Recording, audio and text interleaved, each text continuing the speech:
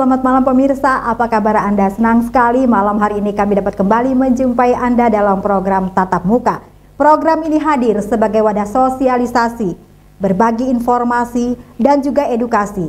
Tentu saja perbincangan yang kami hadirkan selalu menghadirkan tema-tema yang menarik untuk diperbincangkan. Dan juga menghadirkan narasumber yang kompeten dan kredibel di bidangnya. Pemirsa, perbincangan kita pada malam hari ini kita ambil tema keharmonisan kelapa sawit dan masyarakat. Terjalinkah? Ada tanda tanya di belakang. Nah, untuk membahas hal ini saya tidak sendiri, sudah hadir bersama saya di ujung sambungan virtual kita dengan Bapak Ketua Umum Asosiasi Petani Kelapa Sawit Indonesia dengan Dr. Insinyur Gulat M.E. Manurung. Saya sapa dulu, selamat malam Bapak. Selamat malam. Apa kabar Suara Pak? saya jelas kah? Jelas sekali Pak. Luar biasa. Cuman suaranya dari sana kecil sekali di sini. Nah, nanti saya tanya dengan penuh semangat Pak. Nanti suara saya akan menjadi besar. Iya. Oke, terima kasih Bapak sudah menyempatkan waktunya bersama kami malam hari ini. Pemirsa, Indonesia produsen sawit terbesar di dunia. 16 juta ton diproduksi petani rakyat. Nah, kemudian kita ingin mengetahui seperti apa pertumbuhan kelapa sawit di Indonesia, kemudian industri kelapa sawit di Indonesia, seperti apa juga jalur transportasinya, distribusinya sampai ke luar negeri. Tetapi di tengah banyaknya industri sawit kita, seperti apa juga kesejahteraan petani, kemudian program-program yang digelontorkan oleh pemerintah untuk mensejahterakan para petani sawit kita di Indonesia, khususnya di Kalimantan Tengah, di bumi Tambun Bungai. Pemirsa, bersama saya Olivia Teja, inilah Tatap Muka selengkapnya.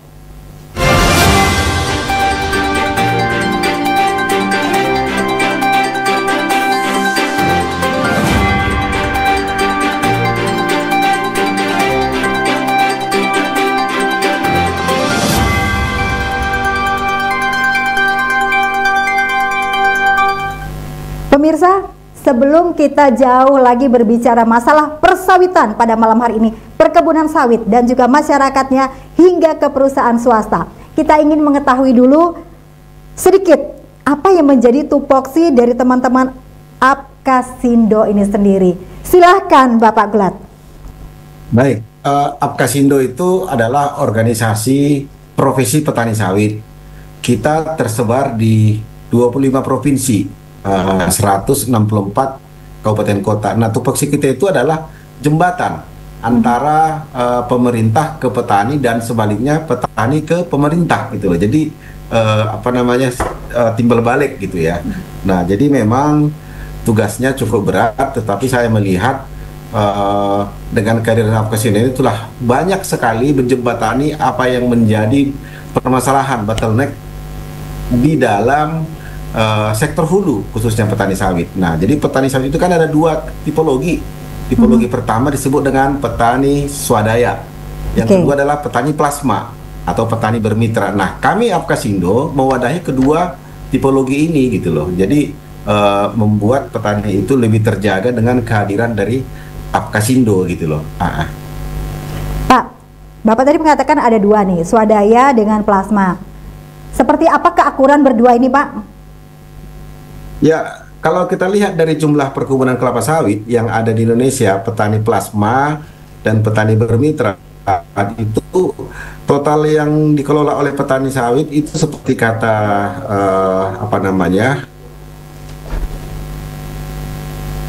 Mbak tadi, ada 16,3 juta hektar. Nah, 6,8 juta hektar atau 42% itu kan dikelola oleh pekebun atau petani. Nah, kalau kita bagi lagi petani sawit bermitra dan plasma dan petani sawit swadaya, itu petani sawit plasma itu hanya ini dia 6,8% atau kita bulatkan 7% atau 400.000 hektar. Nah, petani swadaya yang paling luas yaitu 93% atau kurang lebih itu 6,4 juta hektar. Nah, harmonisasinya nggak ada masalah, kedua petani ini sama-sama bagus komunikasinya gitu. Oke Pak. Tahun 2022 Dirjen Perkebunan Pak merilis tadi kan luasan sawit kita 1,9 juta hektar. Kemudian Bapak tadi juga mengatakan bahwa banyak pemilik lahan atau perkebunan itu milik rakyat. Nah, pertanyaan berikutnya, ada nggak Pak kedengaran isu-isu atau suara-suara petani mereka mengatakan bahwa kami masih kurang sejahtera walaupun luasan kami seperti ini? Ya, sebenarnya tergantung petaninya. Tipologi petani ini kan banyak nih. Petani yang hanya ikut-ikutan, nanam, jarak tanamnya salah, bibitnya nggak jelas. Tentu punya 10 hektar juga dia tidak akan pernah sejahtera. Karena hasilnya paling 300.000 kilogram per hektar per bulan. Nah, itu dipastikan tidak sejahtera. Apalagi dia menjual buahnya itu juga kepada pedagang pengumpul. Makanya Apkasindo melalui program-program pemerintah mengajak petani-petani yang dulunya menanam asal-asalan supaya replanting kembali kebun sawitnya melalui program pemerintah. Nah, ini yang kita sampaikan. Jadi kesejahteraan petani sawit bukan karena luasnya. Punya pun dia 10 hektar, kalau hasilnya cuma 300 kg per hektar per bulan itu nggak ada apa-apanya untuk kesejahteraan petani. Tapi bisa saja dia punya hanya 4 hektar tapi dia sudah cukup sejahtera, sudah mendapat penghasilan 6 sampai 8 juta per hektar per bulan. Nah, ini yang harus menjadi catatan bagi teman-teman petani sawit. Untuk apa kita berkebun sawit kalau kita menggunakan bibit yang nggak jelas asal-usulnya? Nah, ini sekarang ya, saya pikir di pemerintahan Jokowi sebelumnya kan sudah sangat gencar tuh menyediakan bibit-bibit hybrid ke tengah masyarakat, memberikan bantuan-bantuan sarpras. Nah, tapi semuanya ini kan tidak dapat diraih oleh petani yang tipologi yang ikut-ikutan tadi, karena dia adalah cenderung dia hanya ikut-ikutan dan tidak berkelompok. Kelompok itu maksudnya hanya dia petani mandiri sendiri-sendiri, tapi coba dia berkelembagaan, kelompok tani, koperasi, atau masuk dia ke dalam asosiasi petani kelapa sawit Indonesia atau Apkasindo, itu akan cepat aksesnya untuk mendapatkan bantuan pemerintah untuk meningkatkan produktivitas tadi gitu loh. Karena Bapak tadi mengatakan para petani ada yang tidak ikut di dalam organisasi. Keunggulan dari ikut Apkasindo ini apa sendiri? Apa Pak?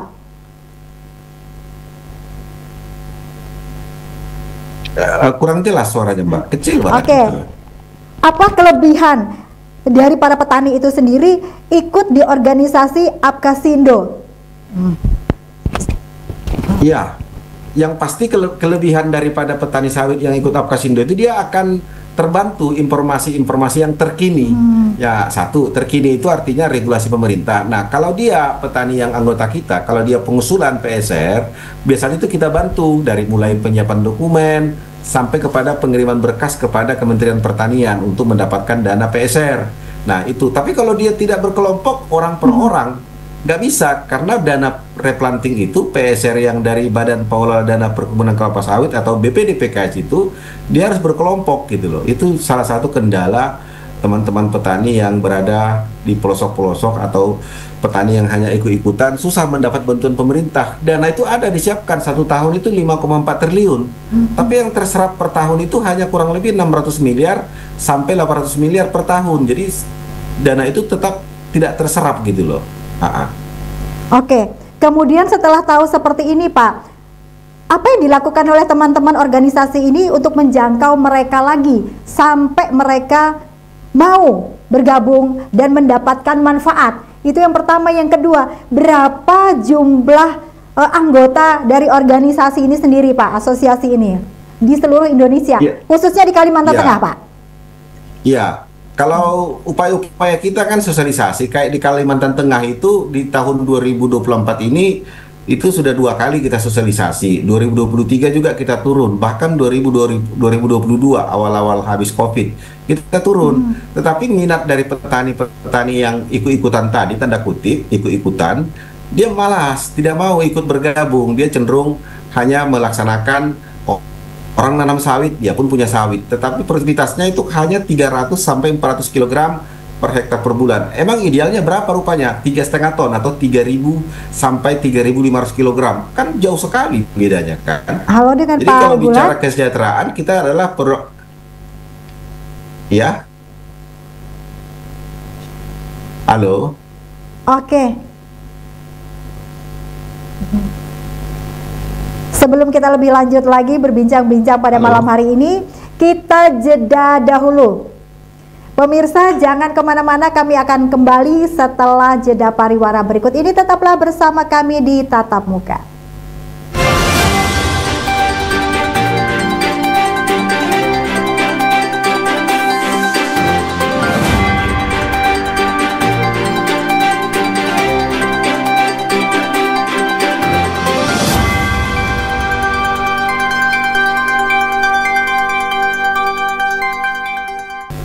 Pemirsa, terima kasih Anda masih bersama kami. Kita masih dengan Ketua Asosiasi Petani Kelapa Sawit Indonesia dengan Bapak Dr. Insinyur Gulat Manurung. Masih dengan tema yang sama, keharmonisan kelapa sawit dan masyarakat. Terjalinkah? Itu pertanyaannya. Kita lanjutkan lagi. Pak, tadi sempat terputus. Seperti apa untuk menyederhanakan itu, Pak? Bapak tadi mengatakan terus melakukan sosialisasi ke daerah. Kemudian bagaimana teman-teman dapat menyerap apa yang dikatakan oleh teman-teman dari asosiasi itu sendiri untuk kepentingan mereka?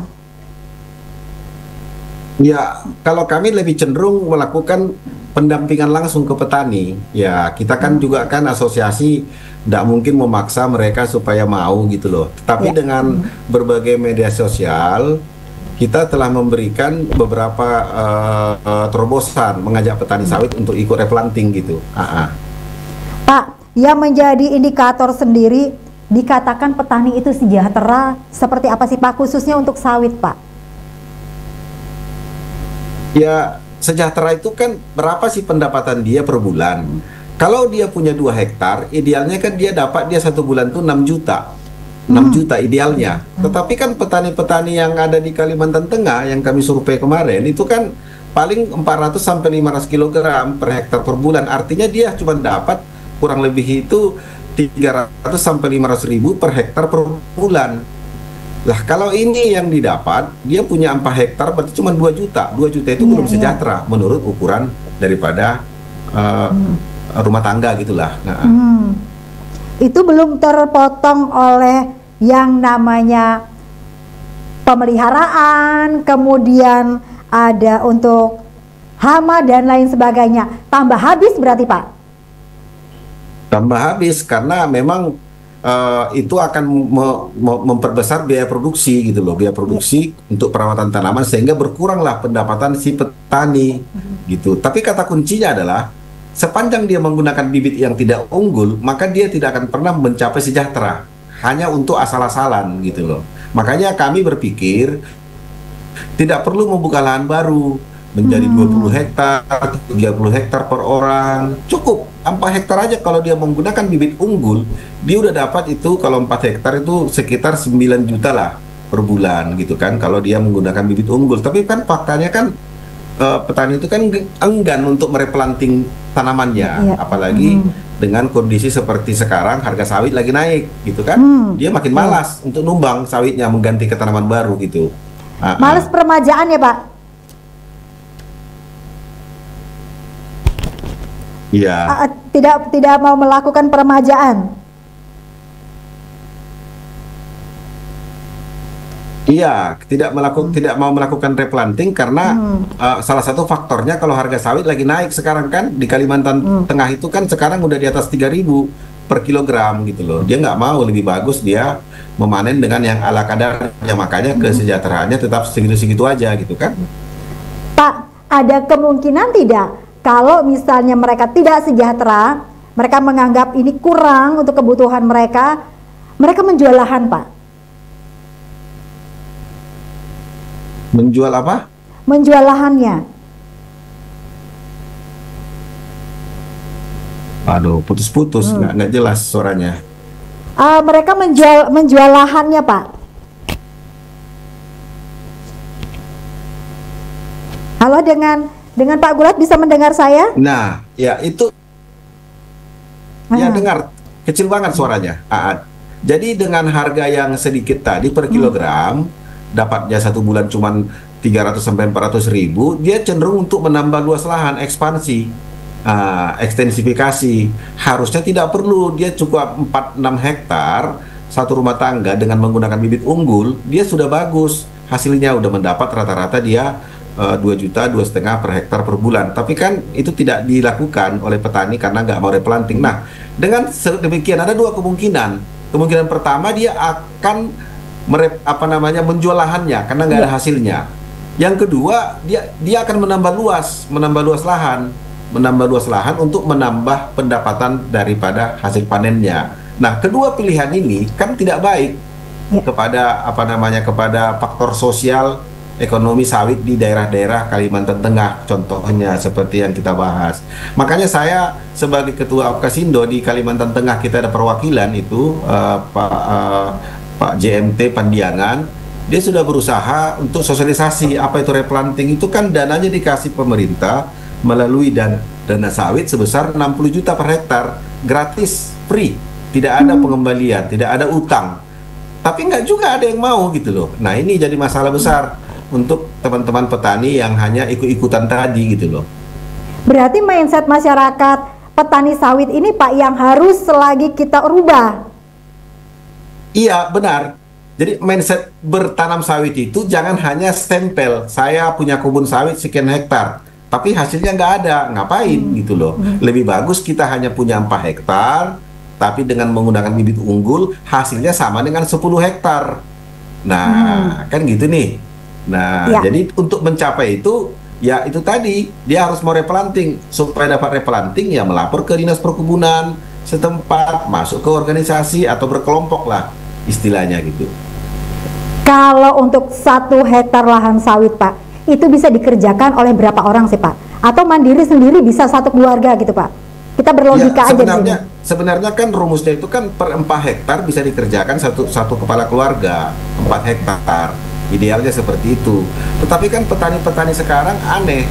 Dia punya kebun 10 hektar, dia tidak ikut merawat tanaman sawitnya, tapi dikasihnya ke orang untuk mengerjakan. Nah, ini kan menjadi resiko juga. Karena perawatan yang tidak terkontrol, terus hasil panennya pun nanti akan semakin berkurang yang diterima oleh si petani karena harus berbagi dengan yang menjaga kebun gitu. Oke, Pak, pertanyaan berikutnya. Dari yang saya baca, Pak, kemarin ketika ulang tahun dari Apkasindo sendiri di 7 Desember 2023 yang ke-23 tahun, waktu zaman masih Pak Airlangga.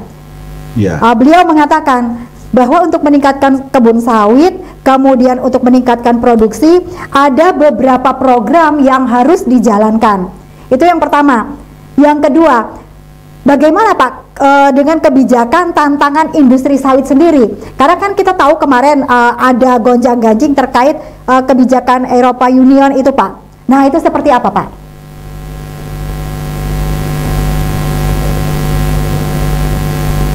Dengan Uni Eropa itu EUDR sebenarnya itu sejalan, segerbong. Uni Eropa itu kan meminta kita jangan lagi membuka hutan. Maka cara-cara satu-satunya kepada petani adalah untuk meningkatkan produktivitas adalah dengan mereplanting. Ini kan dua hal yang harus disamakan persepsinya. Nah, terkait kepada Uni Eropa, berkali-kali juga saya katakan, EUDR itu nggak ada, itu hoax itu, nggak usah kita layani. Karena itu negara daripada Uni Eropa itu hanya mencoba-coba mengatur Indonesia. Makanya ketika Pak Presiden Prabowo dilantik, dia dengan tegas mengatakan, kita bersyukur Uni Eropa melakukan atau memboikot CV Indonesia, karena kita pakai aja dalam negeri untuk digunakan untuk biodiesel saja, kita udah kurang untuk biodiesel, untuk energi. Kenapa kita harus memusingkan dia? Kalau tidak mau, kita pakai dalam negeri. Kita juga butuh kok mereka yang akan gelimpangan ketika kita tidak mau mengirim. Persoalannya, ini persoalannya lagi. Pejabat-pejabat di negara ini takut yang gituan. Kalau saya bilang, tidak usah dilayani. Udah. Karena sesuatu yang diatur mereka itu, di dalam EUDR itu adalah mengatur-ngatur negara ini. Dia minta koordinat Kalau kita kasih koordinat kebun, sama dengan kita memberikan peta rumah kita kepada pencuri. Dia tahu di mana kita simpan emas kita, di mana kita simpan juga barang-barang berharga. Jadi ini sudah melanggar ketahanan negara ini. Yang kedua, bahwa yang mereka minta itu kan tidak boleh dalam dalam kawasan hutan. Nah, sementara negara kita ini tidak juga pernah menyelesaikan permasalahan kawasan hutan dengan cara mentapal batas lahan yang masih kawasan hutan, mana yang sudah tidak lagi kawasan hutan atau sudah dipakai oleh petani ataupun perkebunan sawit. Nah, syarat yang ketiga UDR adalah kepatuhan. Lah, kenapa kita diatur dia? Masa apakah kita bisa mengatur negara Uni Eropa bahwa petaninya kalau bekerja harus pakai masker, harus pakai helm, harus pakai sarung tangan? Apa bisa kita atur negara Uni Eropa? Tidak akan pernah itu. Dan negara ini kenapa mau diatur oleh Uni Eropa? Makanya saya bilang saya sangat setuju dengan Pak Prabowo. Kalau tidak mau membeli, tidak apa-apa, kita pakai dalam negeri. Selesai. Oke, berarti kemarin itu harusnya tidak usah kita khawatir, Pak. Ya, kemudian mereka berbicara masalah kualitas juga, Pak. Halo? Iya, iya Pak. Kemarin mereka kan juga mengatakan masalah kualitas sawit kita, grade kita. Nah, itu kan politik dagang ya. Makanya aku bilang bangsa ini bangsa yang besar ya. 46% minyak nabati dari sawit itu berasal dari Indonesia dengan tujuan ke 200 negara. Masa kita takut hanya kepada EUDR, udah belinya sedikit, ngaturnya banyak. Di mereka cuma 3 juta ton kok. Oke, ke 200 negara yang kita kirim ini, Pak.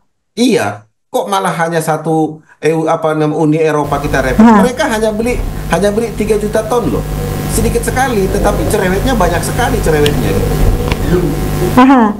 Permintaannya banyak, syaratnya banyak, belinya sedikit, Pak. Iya, benar. Berarti yang untuk itu sudah kita closing saja berarti, walaupun kemarin Indonesia dengan Malaysia kan sempat, Pak, mengajukan keberatan itu. Iya, ya keberatan itu kan bukan karena takut, tetapi kita hanya ingin keadilan gitu. Kenapa tanaman penghasil minyak nabati dari mereka, dari bunga matahari dan lain-lain, tidak boleh kita sentuh aturannya. Tetapi sebaliknya, kenapa mereka ngatur-ngatur kita? Kata kuncinya adalah politik perdagangan. Mereka juga menghasilkan minyak nabati saingan sawit. Saingan sawit, catat loh, saingan sawit. Ya wajar aja mereka Uni Eropa melindungi petaninya. Lah, tapi negara kita apa nggak melindungi petaninya selama ini? Kan itu yang saya pertanyakan, bahwa sebenarnya ya harusnya pemerintah, terkhusus di pemerintahan Prabowo sekarang, lebih merah putih, lebih mementingkan kepentingan petani daripada mengikuti aturan-aturan Uni Eropa ini. Tapi kita lihat saja menteri-menteri dari Pak Prabowo, kabinet merah putih, masih penakut nggak dengan Uni Eropa? Pak Prabowo sudah jelas loh mengatakan, kalau tidak mau membeli, kita pakai, kita butuh kok untuk bioenergi. Tahun depan kita sudah B40, butuh paling tidak 14 juta ton CPO. 14 juta ton CPO itu sama dengan 20% dari produksi total Indonesia. Clear masalah. Kita naikkan nanti ke B50 tahun 2025, ya, tahun 2026, udah nggak ada lagi, udah habis CPO kita, bahkan minus. Ngapain kita harus memikirkan negara Uni Eropa yang sebenarnya mereka hanya politik dagang gitu loh. Oke. Pak, pertanyaan berikutnya, karena saya melihat tayangan di layar dan dihubungkan tadi dengan apa yang dikatakan oleh Bapak Erlangga, kita untuk meningkatkan perkebunan sawit kita, meningkatkan produksi kita, kemudian ada peremajaan sawit, kemudian ada juga program sarana dan prasarana, ada SDM dan juga pelatihan. Nah, terkait dengan gambar di layar ini, Pak, seperti apa teman-teman dari Apkasindo ini sendiri untuk meningkatkan SDM petani sawit, sehingga mereka berpikir saya jadi petani sawit itu bukan yang dipandang rendah gitu, Pak. Ya, jadi sekarang kan petani sawit kan sudah generasi kedua. Generasi kedua kalau kita lihat statistiknya itu 82% itu kan sudah tamat SMA ya, udah tamat SMA. Berbeda jauh di generasi 1, tamat SMA itu kurang lebih 19% sekian ya. Tapi sekarang kan sudah rata-rata tamat SMA. Artinya SDM petani sawit sudah mudah untuk diberikan ilmu-ilmu tentang kemajuan teknologi budidaya kelapa sawit. Nah, itu yang paling penting dipegang. Nah, kalau dia sudah mudah, tentu inovasi-inovasi yang diberikan oleh pemerintah maupun melalui media sosial itu akan mudah diserap gitu loh. Bagi saya sebagai ketua Pekasindo, ini mempermudah pekerjaan saya ketika saya katakan, ayo kita replanting, come on. Ini datanya kalau sekarang ibu 400 kg per hektar, setelah replanting dia menjadi 2.500 kg. Pendapatannya bisa naik sampai 3-4 kali lipat. Nah, tentu kan petani akan mengolah. Nah, cuman petani tadi ada dua tipologi. Petani yang ikut-ikutan, petani yang sungguh-sungguh ingin memang sejahtera. Nah, yang ikut-ikutan ini yang persoalan. Dia tidak mau dapat duit segitu aja udah syukur gitu kan. Nah, gitu. Jadi replanting adalah jalan satu-satunya menuju meningkatkan produktivitas perkebunan sawit rakyat menuju sejahtera. Kalau dengan hanya ikut-ikutan, hasilnya masih ya katakan 300 kg per hektar per bulan, itu bukan petani sawit. Itu hanya ikut-ikutan casing, yang penting disebut dia punya kebun sawit. Udah senang dia gitu. Kan keren Pak, kalau punya lahan sawit luas. Isinya nanti dulu katanya. Kemudian Pak, pertanyaan berikutnya, yang disediakan oleh pemerintah kemudian juga oleh teman-teman dari asosiasi ini untuk sarana dan prasarana itu apa saja Pak? Selain jelas pupuk, kemudian bibit. Lah kalau untuk teknologi Pak, kan kita masih ngelihat kalau ngedodo sawit itu masih manual Pak. Adakah cara terkini atau kekinian Pak menggunakan alat mungkin atau seperti apa? Ya, kehebatan sawit ini kan karena dia juga padat karya, Bu. Jadi kalau kita buat semua mesin, kasihan petaninya, pekerjaannya nggak kerja. Jadi kalau dibilang, kenapa masih pakai dodos? Ya memang pedodos itu paling efektif. Di mana-mana orang pakai dodos untuk memanen, nggak mungkin pakai mesin. Tapi kan sudah ada mesin, udah. Itu biasanya dilakukan kalau dia tenaga kerja, ketersediaan tenaga kerja sedikit. Kalau di kita kan masih banyak. Kalau kayak Malaysia udah nggak ada lagi orang yang mau kerja di kebun, kan gitu nih. Nah, tentang sarpras, sarana prasarana itu banyak sekali sebenarnya, termasuk pembelian alat-alat berat, eskavator, pembuatan jalan dan jembatan di kebun, pupuk, oke lah ya, udah jelas tadi.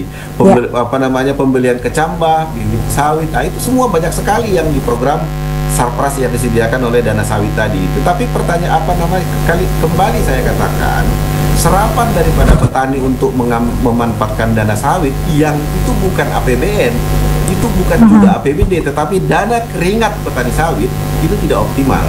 Saya katakan seperti itu karena persyaratannya yang banyak, bertele-tele gitu, dan juga cenderung delay gitu loh. Nah, ini harusnya yang harus dipermudah ke petani karena bantuan itu kan ke petani ya, level persyaratannya petani lah, jangan dibuat yang tidak masuk akal. Nah, jadi dalam situasi seperti itu, maka kita berkali-kali minta kepada pemerintahan kemarin supaya persyaratan mendapatkan dana sarpras itu dipermudah.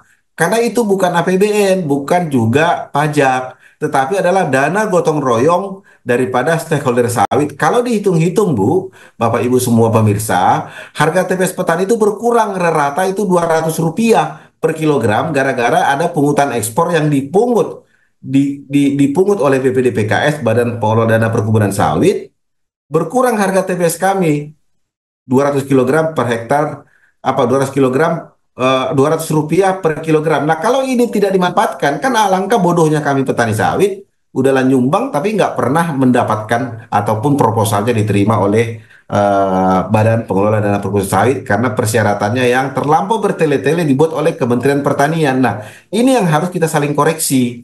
Kementerian Pertanian mengoreksi diri, BPDPKS mengoreksi diri, kami juga petani sawit mengkoreksi diri gitu. Kalau itu tidak dilakukan, mau berapa triliun pun disiapkan dana untuk replanting, untuk sarpras, tidak akan pernah bisa diserap oleh petani sawit gitu. Menarik ini Pak. Dana dikumpulin dari petani sawit, keluarnya agak susah karena persyaratan dan birokrasinya yang dianggap rumit lah. Terobosan dari teman-teman sendiri apa Pak untuk tahun depan ini? Ya, yang pertama kita kan berharap Pak Presiden Prabowo kan programnya kan adalah kemandirian energi. Kemandirian energi itu kan membutuhkan produktivitas CPO perkebunan sawit yang tinggi. Yang menjadi masalah perkebunan sawit itu adalah di perkebunan sawit rakyat. Kalau korporasi nggak ada masalah, mereka udah di atas rata-rata di atas 2.500 kg per hektar per bulan. Petani sawit ini yang kacau, yang tadi 6,4 juta hektar yang hasilnya paling 300 kilogram, 400 kilogram. Nah, yang kita lakukan, kita harapkan ke Pak Prabowo, jika ingin program Kemandirian Energi berhasil, maka kita harus memperbaiki hulu. Hulu itu sektor perkebunan sawit rakyat. Sektor perkebunan sawit rakyat dengan cara mereplanting. Supaya dana replanting dapat, turunkan persyaratannya gitu. Mau saja petani mau replanting, udah disyukurin gitu loh. Ini tidak, udah dibuatnya persyaratannya nggak masuk akal, udahlah kita ajukan persyaratan, nggak diterima pula, sehingga terjadi perpecahan di antara anggota kelompok tadi, kelompok petani, kelompok koperasi, karena hilang kepercayaannya. 3 tahun nggak bisa dapat dana PSR, karena bertele-telenya. Nah, makanya saya bilang, kami meminta supaya Bapak Presiden Prabowo mendirikan namanya Badan Otoritas Sawit Indonesia langsung di bawah Presiden, sehingga tidak banyak kali kangkung genjer cengkunek daripada kementerian-kementerian terkait yang ikut-ikut cawe-cawe mengatur sawit ini gitu. Sampai segitu banyaknya ininya ya Pak, apa?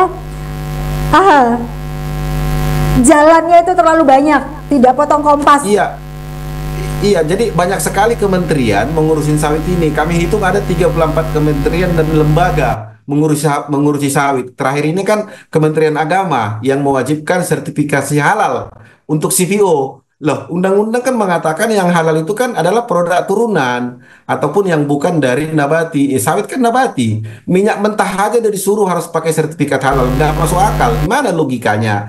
Apa namanya, dari panen diperas jadi CPO diminta sertifikat halal.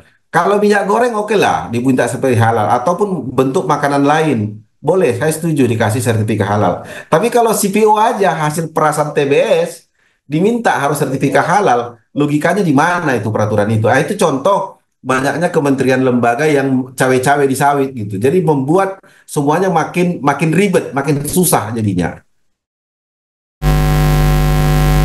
Apalagi Pak setelah itu Pak, setelah diminta sertifikat yang memberatkan para petani sendiri? Ya, yang kita harus sekarang kan kawasan hutan. Nah, ini Kementerian Kehutanan kan tidak sudah-sudahnya mengklaim perkebunan sawit dalam kawasan hutan. Entah kapan hutan nggak tahu. Padahal existing itu sudah kebun sawit. Dan kita tanya, mana batasnya hutan? Ya cuman dia yang tahu batasnya. Petani kan nggak tahu gitu loh. Mana tanda-tandanya itu hutan? Nggak ada yang tahu. Cuman dia yang tahu. Ketika petani sawit sudah melakukan aktivitas budidaya kelapa sawit, tiba-tiba didatang, ini kawasan hutan. Nah, kan ini menjadi hambatan-hambatan juga. Nah, Kenaklah pula para petani, Pak. Kenapa? Mereka sedang beraktivitas, kemudian mereka tidak tahu batasnya. Iya, Nah, nggak tahu. kemudian datanglah itu petugas. Kena pula lah para petani ini, Pak. Sudah jatuh tertimpa tangga, kena palu pula, Pak. Lah, ini yang itu kan provinsi yang paling parah itu tumpang tindih dengan kawasan hutan, klaim-klaim kawasan hutan itu kan Kalimantan Tengah dan Riau. Nah, kedua provinsi ini itu apa ya, tidak jelas mana batasnya. Petani sawit nggak pernah tahu. Tidak ada tanda-tanda kehidupan yang atau palang-palang nama dibuat di situ, tiba-tiba kawasan hutan. Padahal sudah nggak ada lagi hutannya.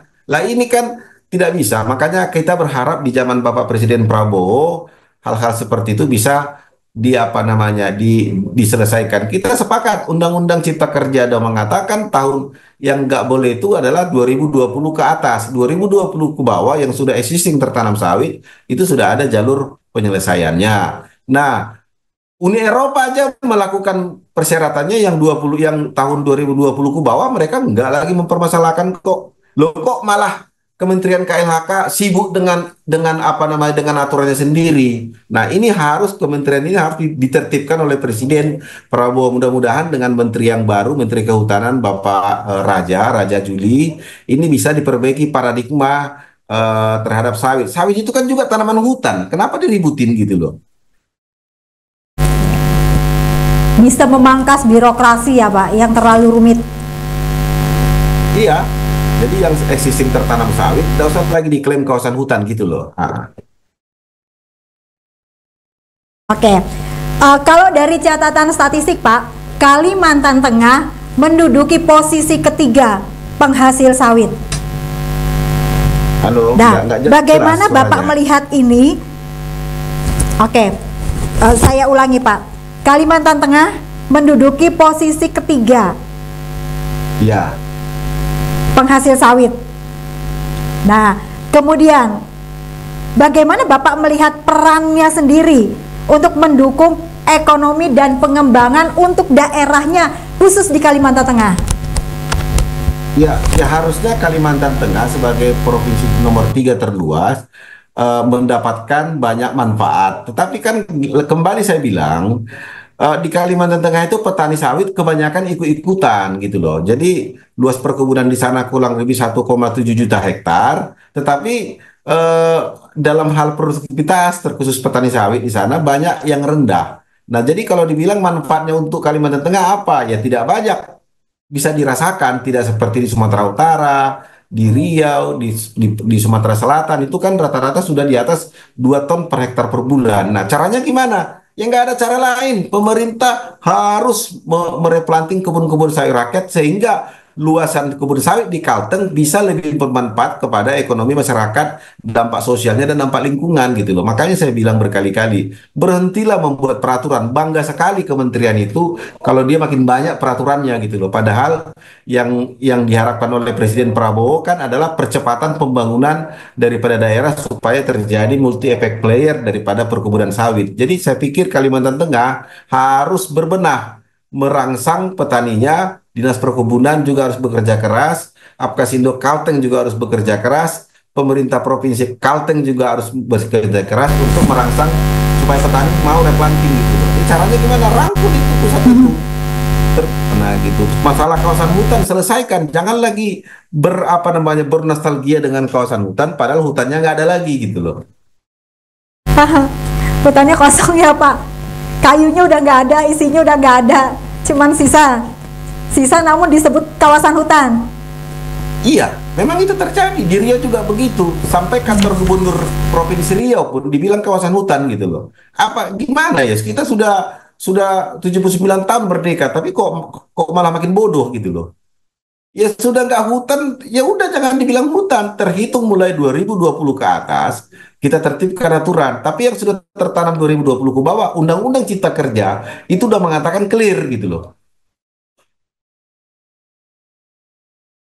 Pertanyaan berikutnya Pak, bagaimana teman-teman Ya. dari asosiasi ini membantu masyarakat memediasi sengketa Pak antara pengusaha dengan masyarakat sekitar? Bagi saya sengketa itu kita lihat dulu. Adanya kadang tidak ada sengketa, tapi dicari sengketa. Adanya kadang-kadang perusahaan ini yang nakal gitu loh. Dikasih izinnya 5.000 dikerjakannya 6.000, dikasih izinnya 8.000 dikerjakannya 11.000. Nah, ketika dia membuka, mungkin petaninya nggak sadar, tapi dengan semakin canggih teknologi, handphone sekarang kan sudah bisa mengukur luas lahan dengan menggunakan aplikasi tertentu. Jadi ketika sudah mengerti petani tersadar, izinmu kan 5.000, kenapa kau kerjakan 6.000? Nah, itu wajar aja petani sawit protes. Nah, makanya kita pilih dulu permasalahannya. Tidak semua perusahaan itu nakal dan tidak semua juga masyarakat nakal. Nah, untuk itu irisan yang nakal dengan irisan yang baik harus kita selesaikan. Tidak bisa kita serta-merta menggabungkan bahwa semua perkebunan sawit ada masalah. Enggak juga ah. Di beberapa daerah bagus kok. Nah, kita lihat seperti di Kalimantan Tengah. Itu kan terjadi keributan gitu lah. Keributan itu karena apa? Karena memang perusahaan itu tidak mengerjakan luas lahannya seperti yang diamanatkan pemerintah. Itu satu. Yang kedua, plasma yang disiapkan oleh perusahaan-perusahaan itu ternyata tidak untuk masyarakat tempatan. Banyak sekali numpang KTP. Itu yang pernah saya dengar di Kalimantan Tengah dari Ketua Kasindo di sana. Sehingga menimbulkan kecemburuan sosial, masyarakat tempatan malah menjadi penonton. Nah, ini yang menjadi persoalan sebenarnya yang sebenar-benarnya tidak sulit menyelesaikannya. Nah, gitu. Tetapi karena sawit ini makin seksi, makin dilirik orang karena dia bisa memberikan manfaat, terkhusus semakin naiknya minyak nabati, terkhusus semakin naiknya minyak bumi, sawit itu semakin seksi di beberapa kasus untuk menjadi persoalan-persoalan baru. Saya pikir perusahaan-perusahaan juga harus mengevaluasi diri, harus merubah paradigma. Sawit itu bukan tanaman eksklusif, sawit itu tanaman sosial yang semua orang bisa saja menanam, bukan kayak pertambangan batu bara atau pertambangan nikel yang hanya mempunyai teknologi tinggi baru bisa menanam sawit. Tapi kalau sawit ini kan tanaman sosial, siapapun bisa melakukan aktivitas budidaya kelapa sawit. Nah itu, jadi kalau dibohong-bohongi petani atau masyarakat, dia bisa hitung berapa luasnya. Sekian, kenapa nggak dapat kita hasil panennya sekian? Atau berapa luasnya? Izinnya kan sekian, kenapa dia lebih? Nah, ini juga tentang apa namanya beberapa kejadian. Tapi saya kembali mengatakan bahwa tidak semua permasalahan itu terjadi berasal dari korporasi. Adanya juga kadang-kadang masyarakat di sana memang cari gara-gara gitu kan. Nah, bagi saya ini persoalan yang tidak susah menyelesaikannya, tinggal lagi melihat di mana titik temunya, di mana titik tidak temunya. Nah, kita fokus ke titik tidak tidak temu dulu. Nah, untuk menyelesaikan masalah, jadi mediasi dan macam-macam banyak kok yang sudah selesai permasalahannya gitu. Tapi prinsipnya kedua belah pihak juga harus menghargai investasi yang sudah dibuat perusahaan, dan perusahaan tidak rugi kok kalau mau bermitra dengan petani. Nah, dua irisan ini yang harus kita selesaikan dulu. Jadi jangan dulu dimulai dari permasalahan, tapi mulai dari di mana dia persamaannya gitu loh. Oke. Kemudian Pak, kan setiap perusahaan ini wajib memberikan 20% tadi seperti yang Bapak katakan. Dari data teman-teman sendiri, sudahkah semua itu terrealisasi? Kemudian, nah, Apkasindo sendiri menjembatani sehingga semakin banyak serapan tenaga kerja masyarakat lokal yang bisa bekerja di perusahaan setempat, Pak. Ya, begini. Jadi kalau masalah 20% itu adalah masalah yang harus diluruskan dulu.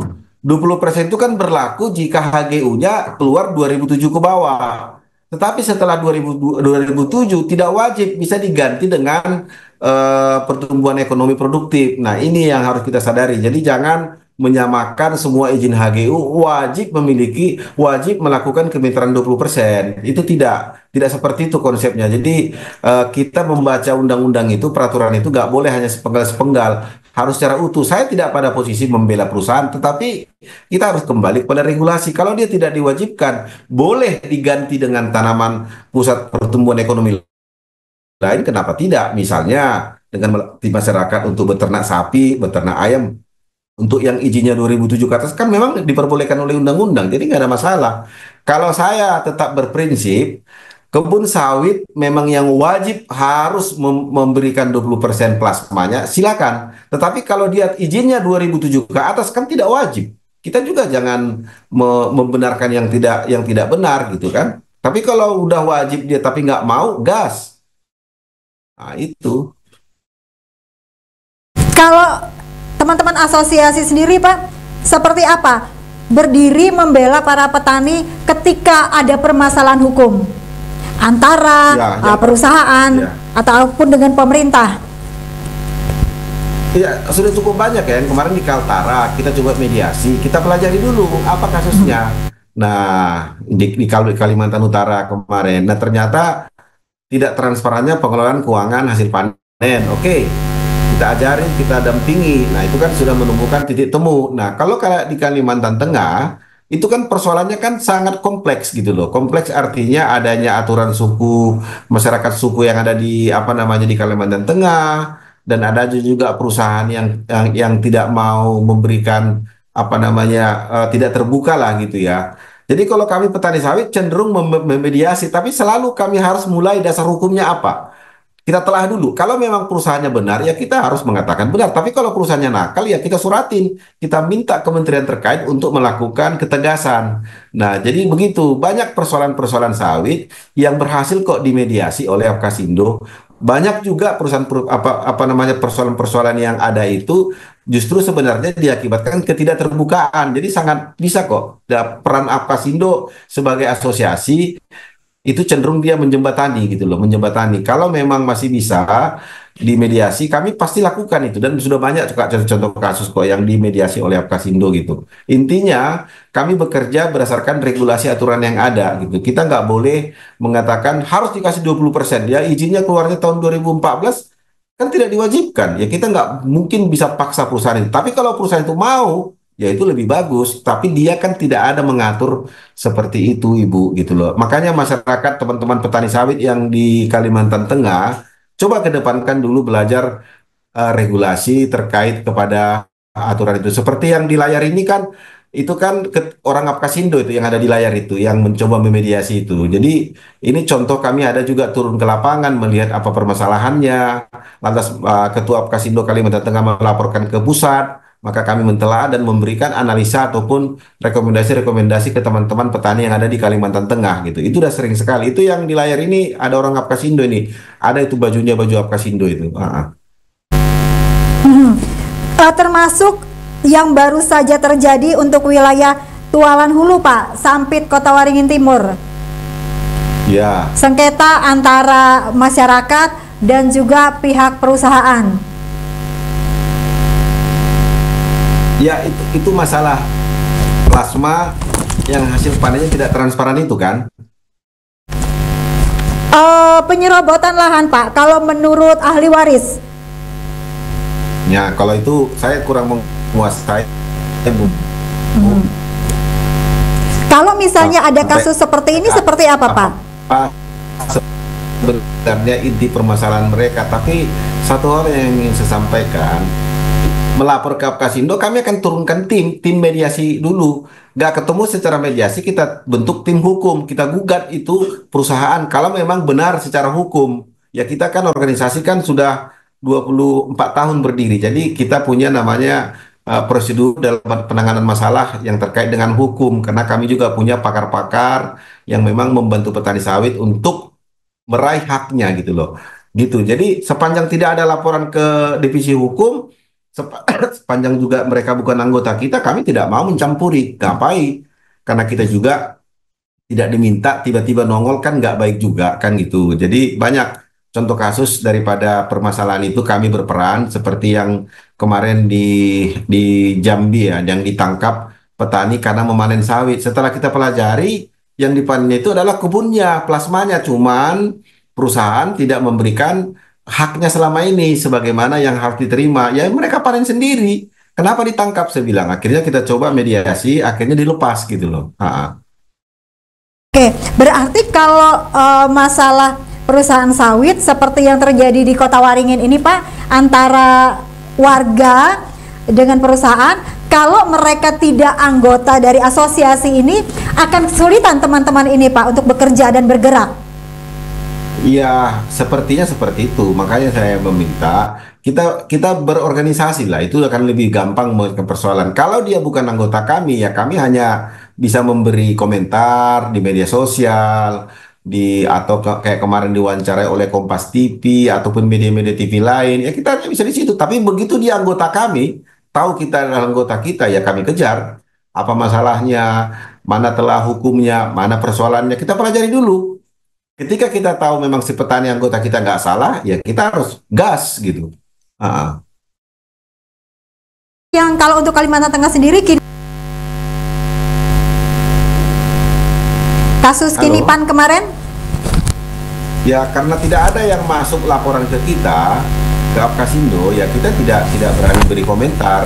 Karena kan tidak mungkin semua persoalan petani itu harus kita selesaikan Apkasindo. Ya kalau dia bukan anggota kita dan tidak ada laporan, ya kita nggak mungkin tiba-tiba nimbrung di sana ngurusin mereka. Emang siapa? Jangan nanti dibilang sama petani, Bapak siapa? Apkasindo. Kami bukan anggota Apkasindo. Kan repot juga, Bu, gitu.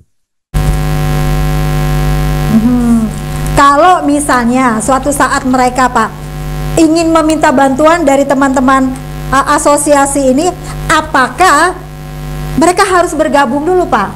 Atau boleh sharing-sharing dulu di sini, Pak? Yang pasti kalau dia sudah anggota kita harus wajib membantu mereka melalui tim lengkap, tim hukum. Kita lengkap kok. Dokter-dokter bidang hukum, perdata, pidana ada. Kalau dia anggota kita ya, Tapi kalau bukan anggota hanya minta tolong, ya kita hanya memberi saran aja. Ini coba selesaikan seperti ini. Karena suatu hal yang nggak mungkin aja, Bu. Masa kita ngurusi yang bukan anggota, kan lucu aja, Bu ya. Tetapi kalau bicara sebagai memberikan masukan di media-media, itu biasalah. Saya pikir juga hal yang baik. Tapi kalau sampai kita mempersiapkan tim divisi hukum, ya enggak. Saya pikir ya kita juga harus mengukur diri. Bukan anggota kita kok, ngapain kita harus memaksakan gitu loh, Bu. Pak, kalau teman-teman sendiri selama ini Pak, pernah nggak Pak ngurusi masalah lahan, hak ulayat masyarakat? Wah, udah sering lah di Kalimantan. Di Kalimantan itu berapa yang kita coba bantu. Terus juga di Sulawesi Barat, di Riau, banyak sekali. Sepanjang di anggota kita. Ya gitu loh. Jadi kalau dilihat anggota Apkasindo ini kan cukup luas, cukup banyak, Bu. 2,4 juta orang. Jadi ya ibaratnya bukan kaleng-kaleng gitu loh. Kita pun nggak mau ngurusin yang bukan anggota kita gitu loh, Bu. Kemudian ada lagi Pak, program yang lahan sawit atau kebun sawit ramah anak. Seperti apa kalau Bapak melihat untuk Kalimantan Tengah sendiri? Ya sebenarnya sawit ini kan terlampau banyak dicampuri oleh orang lain, ramah anak lah, ntar lagi ada aturan lah, ramah kambing lah, ramah bebek lah gitu. Terlampau banyak aturannya gitu loh. Coba dibuat dulu kepada perkebunan karet ramah anak atau perkebunan teh ramah anak, kena ketapel yang buat aturan itu kan. Jadi karena orang tahu di sawit banyak ada cuannya, sibuk semua buat aturan gitu loh. Ramah anak gimana? Emang selama ini nggak ramah perkebunan sawit ke anak gitu loh. Nah ini kadang-kadang ngebuat kita pusing. Terlagi dibuat lagi namanya ramah bebek, nggak boleh bebek gini. Jadi ini yang harus kita sadari. Bebek daerah sawit Kalau Pak. terlampau, iya, kalau terlampau banyak aturan kepada satu bidang usaha, itu adalah biaya produksi. Kalau biaya produksi juga semakin tinggi, maka pendapatan petani akan turun. Kan jelas teorinya. Jadi yang aturan-aturan yang terkait kepada situ, yang ramah-ramah tadi, udahlah. Kita juga kan ada regulasi di dalam perkebunan sawit kan disebut dengan perkebunan sawit berkelanjutan. Berkelanjutan kan sudah mewakili ramah anak tadi. Gak usah lagi dibuat aturan khusus dari Kementerian Perlindungan Anak, hantu belau segala macam. Ini yang membuat kita kadang pusing orang sawit. Banyak kali aturannya gitu. Banyak pungutan tidak Pak? Hah? Banyak pungutan nggak Pak? Sampai saat Ya, ini? kalau pungutan itu kan identik dengan aturan. Semakin banyak aturan, maka semakin banyak beban.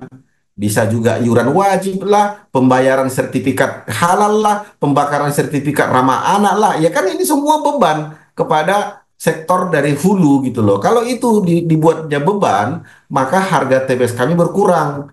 Lah itu harus kita sadari. Kenapa nggak dibuat ramah anak di sektor perkebunan kelapa? Kenapa nggak dibuat ramah anak di perkebunan semangka? Kenapa nggak dibuat di tanaman lain? Kenapa sawit yang selalu dikejar-kejar? Kenapa? Mengatakan Karena tadi mindset seksi. orang enggak juga seksi, enggak juga. Mereka aja menganggap seksi. Kami nggak pernah orang sawit menganggap seksi. Dia aja yang keseksian, pengen ngurusin yang nggak urusannya gitu loh. Oke. Tambah malam tambah panas ini Pak, tetapi kita sudah berada di penghujung segmen. Menurut catatan Apkasindo di Kalimantan Tengah, termasuk zona perkebunan sawit yang bersahabat dengan masyarakatkah?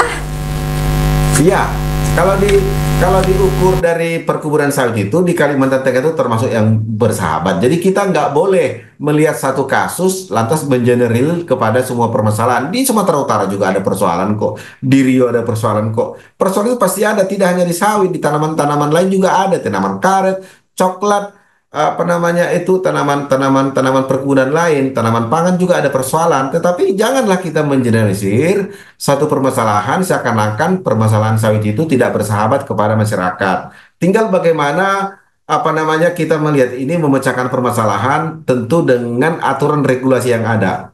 Jadi itu kalau perusahaan yang salah, kalau petani sawit yang salah, ya harus juga dihukum. Misalnya apa? Melakukan pembukaan lahan tanpa izin, melakukan pembakaran lahan atau mengklaim perkebunan sawit swasta menjadi kebun sendiri. Dasarnya apa gitu. Dan ini harus tegas. Nggak boleh, ini akan mengganggu investasi di Kalimantan Tengah khususnya jika keadilan berdasarkan hukum tidak menjadi dasar keputusan gitu loh. Oke, Pak. Seperti apa keharmonisan dari perkebunan kelapa sawit ini dengan masyarakat, kemudian tetap terjaga bentang alamnya, Pak?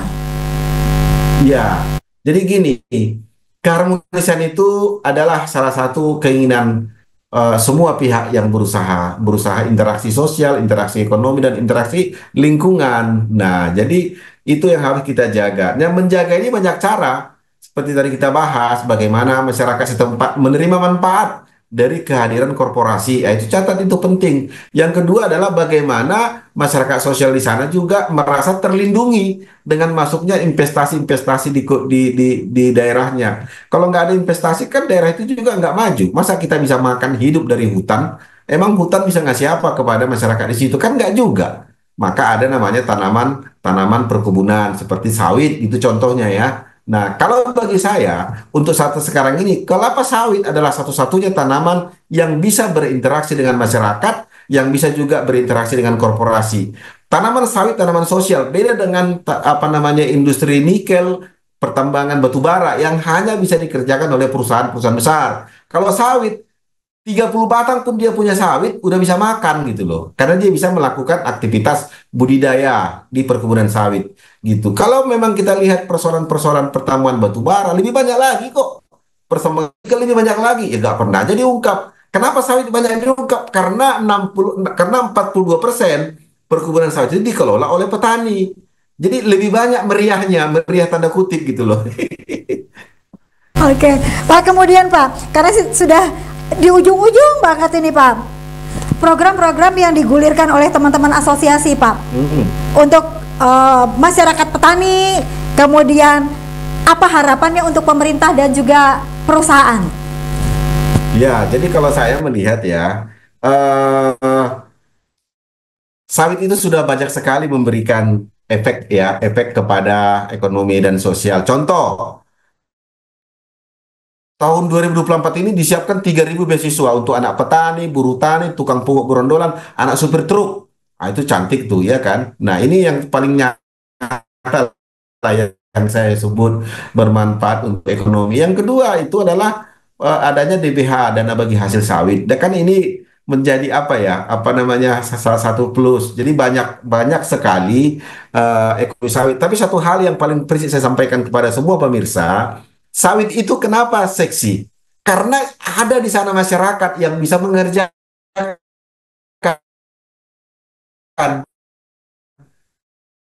bisa dia menjadi pulau batu bara. Cek aja ada nggak di sana investasi daripada rumah tangga? Nggak ada gitu loh. Itu saya bilang tadi bahwa sawit itu tanaman sosial. Banyak persoalan itu resikonya karena dia tanaman sosial gitu. Jadi bagi saya sawit itu adalah Indonesia. Mari kita sama-sama menjaga sawit supaya menjadi benar-benar lokomotif. Kalau hanya bicara lingkungan, 3 dimensi keberlanjutan, Bu, Bapak Ibu semua, dimensi ekonomi, dimensi sosial, dimensi lingkungan. Kita jangan hanya bicara lingkungan hutan. Dimensi sosialnya gimana? Hidup nggak hidup. Maka ada sawit. Sawit inilah yang paling berhasil untuk menjaga ketiga dimensi sehingga dia lestari sejalan gitu loh. Tinggal bagaimana kita mengatur porsinya supaya benar-benar ketiga dimensi ini juga bisa dirasakan oleh masyarakat petani loh. Panjang lebar penjelasan tentang sawit. Sampai di, ya Pak, masih bersama saya? Oke. Nah, panjang lebar malam hari ini kita berbicara tentang sawit, baik untuk masyarakatnya, kemudian untuk perusahaan sendiri, kemudian kontribusi yang besar untuk Kalimantan Tengah dan untuk Indonesia dari sawit. Closing statement Bapak untuk keharmonisan kelapa sawit dan masyarakat malam hari ini. Sawit adalah kita, Indonesia. Dunia menikmati. Terima kasih.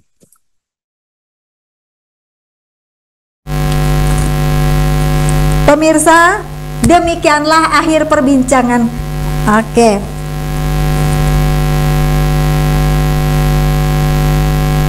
Pemirsa, demikianlah akhir perbincangan kita pada malam hari ini dengan Bapak Ketua Asosiasi Petani Kelapa Sawit Indonesia, dengan Bapak Dr. Insinyur Gulat Manurung, dengan tema kita keharmonisan kelapa sawit dan masyarakat terjalin.